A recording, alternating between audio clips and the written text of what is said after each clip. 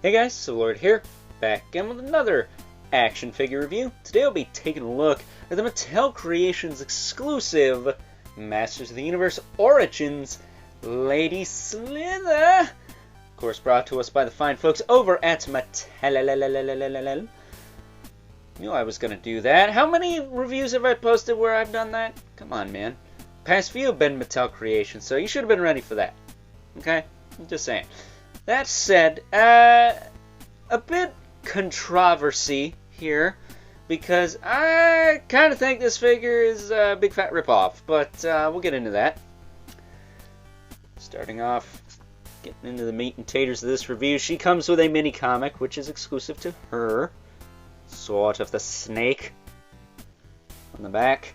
There is no Sword of the Snake, but there is the MOTU logo, in case you forgot what toy line this is from. And then as far as her accessories, her regular accessories you can put in her hands, she comes with the same snake staff we've seen, how many freaking times now? Like 6? Too many, if you ask me.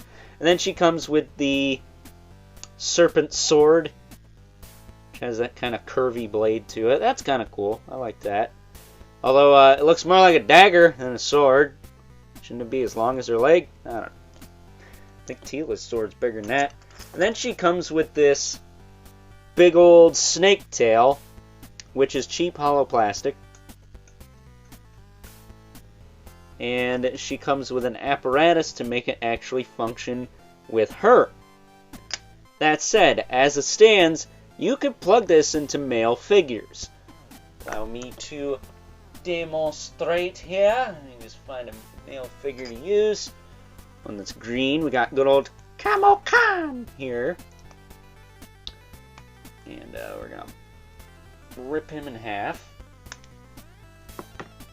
And we'll pop this tail in.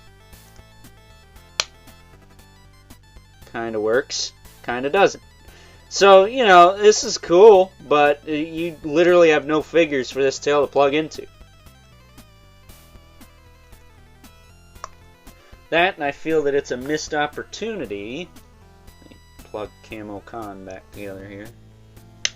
I'm sure that made a lot of you cringe. It's like, you just ripped apart a figure that goes for over $100. Well, it's my channel, my rules, and last I checked, my toy that I paid for with my money. So, suck on that.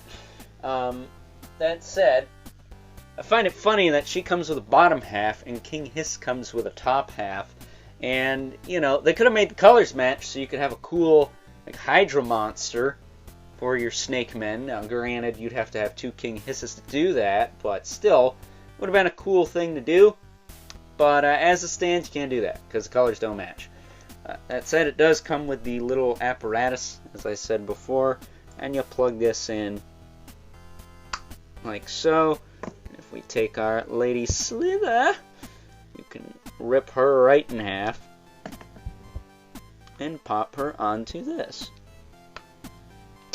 And I'm not gonna lie, that looks both cool and ridiculous because this snake tail is freaking huge. So that said, we're just gonna unplug that for now because obviously she's gonna be taller than a lot of figures with that tail, but for my display she's gonna have her legs because I guess I'm a simp. Is that what the kids say nowadays? But looking at Lady Slither, she's cool. I mean, she's got a new torso. I don't know about the waist, but she's got a new torso, new head, this new cape, which is just plastic, not soft goods. I really wish they had more soft goods capes in this line, especially with her with that snake tail. This thing kind of gets in the way a bit. And she doesn't have the snake boots from Snake Tila either. That's kind of surprising. You'd think she would have had those, but no dice. So as far as articulation on Lady Slither goes, her head can rotate, kind of bobble up and down. You can of course rip it off, slide the cape off, and then pop it back on. There she is without her cape. So hello, sexy. Of course, the cape adds to her character quite a bit. She's got the little pauldrons on the cape too, so that's kind of neat. She She does have hinge, swivel shoulders, so they go out, they rotate forward and back. She does have a single joint at the elbow with rotation, swivel at the wrist with a hinge, and of course, like Teela and Evelyn and every other female figure in this line, her hands can't hold her accessories for crap because they're too soft. They're not hard enough to grip onto those weapons, so that kind of sucks. Her waist twists, of course. All the figures in this line have a waist twist. Her hips kick out to the side, they kick back down, they kick forward and back. She's got a swivel at the knee, hinge at the knee, not even... You can't almost get 90 out of that, never mind. She does have a boot cut, which is really stiff, and then a hinge in the foot with a rocker, and peg holes at the bottom of the feet, I think, maybe. But, yeah, I like this figure, don't get me wrong, but it's not in my top Origins of the year. I mean, excuse me.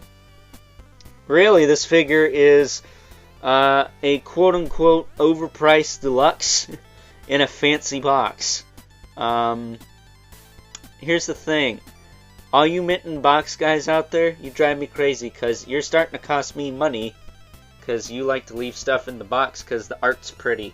And while I can defend that argument until the cows come home, because I do buy Mythic Legions, Cosmic Legions, Figure Obscura, you know, Four Horsemen stuff after all. Not exactly cheap, but not exactly overpriced. I throw those boxes out too. So, you know, instead of charging me for something that I will throw away or will deteriorate over time because it is just cardboard and paper, at this point, I'd rather these companies just throw this crap in paper bags, or plastic bags, excuse me, and save me some money. Because, you know, if I could save $5 to $10 here and there and just get like some generic cheap packaging, I would much rather do that than pay almost $50 for a female figure in Origins, which they never, ever feel like you're getting your money's worth with the female figures. They just don't. The Masterverse is a different story, but the Origins, nah. The Evelyns are overpriced. The Teelas are all the same. And the Sorceress is about the only one I felt like wasn't a ripoff. Especially if you got it on clearance. So, you know, female figures in this line, they just don't feel worth it to me. Because they're smaller, they're usually packaged with less stuff and or smaller stuff. And, you know, I'd rather they fill the package out or minimize it, or minimalize it, rather, and save me some money. So, yeah, that, and yeah, I don't really care about Lady Slither. I like Lord Grasp, I like Terror, I even like those Scareglow snake dudes on the Snake Mountain box. I would have rather have taken any of those over this lady, because I don't know who this is. I knew who Lord Grasp and Terror were, though. You can believe that. So, with all that being said, you know, after my rants and raves and rambles and whatnot, I still bought the darn thing, so can I really talk? I don't know. But with that being said, let's now move right along and take a look at some size comparisons. First up, here is good old Lady Slither, alongside the only other Mattel Creations exclusive Snake Men we've received in the Life of the Masters of the Universe Origins line. We, of course, have Fangor, aka the Walrus, Poo Poo Kachu, who I did take a look at yesterday, so please check that out if you haven't already. Really appreciate it if you did. And we, of course, have Cobra Khan, who I did bring out earlier to test the snake tail on.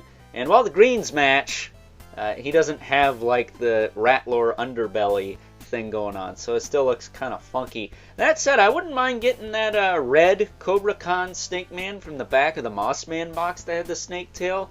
That'd be kind of cool. Nepthu, I think a serpent version of him was on the back of that Moss Man box as well. So lots of options for other Snake Men. We got Lady Slither here. I'm just indifferent towards her. She's cool, but you know, I would have rather have gotten somebody else. Heck, since we have him here, Fangor, I would have rather paid more for him and gotten the hammer, screwdriver, and little dragon buddy he's missing to kind of complete that package, if you know what I mean. That said, though, we did get Lady Slither as a deluxe, and for the most part, I mean, she's alright. I mean, what is she here for anyways? Just to cuck out King Hiss? That wouldn't happen in 2000X because he turned into a freaking Hydra and didn't look like a 70s S&M dungeon gimp. But moving these two out of the way here. A lot of people were complaining when CamoCon came out that he was overpriced, but you know, he still feels like he's got more plastic than this Lady Slither does, so I'm not quite sure what's going on there. It said this wouldn't be an Overlord Productions video without bringing in two figures that are not in scale with MOTU Origins in the slightest.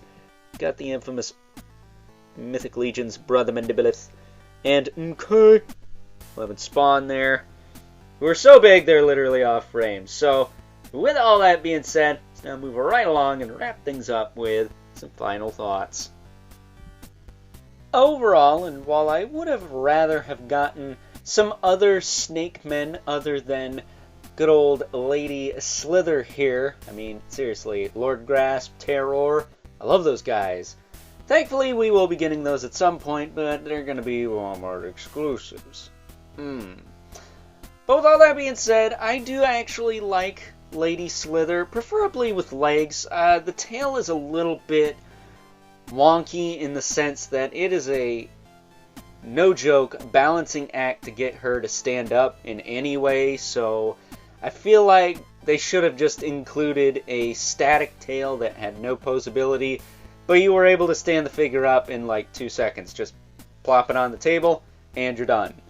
That, and I don't believe that this figure is really worth $45. I mean, that's a lot, and if you watch my Mossman review from last week, he had a lot more going on than Lady Slither here, so not quite sure what's up with that. I would have rather that budget gone into somebody like Fangor, who's missing some accessories that are, I think, sorely needed to complete the character, if you will. So, with that being said, I hope you guys enjoyed this review, and until next time, I'll catch you guys later.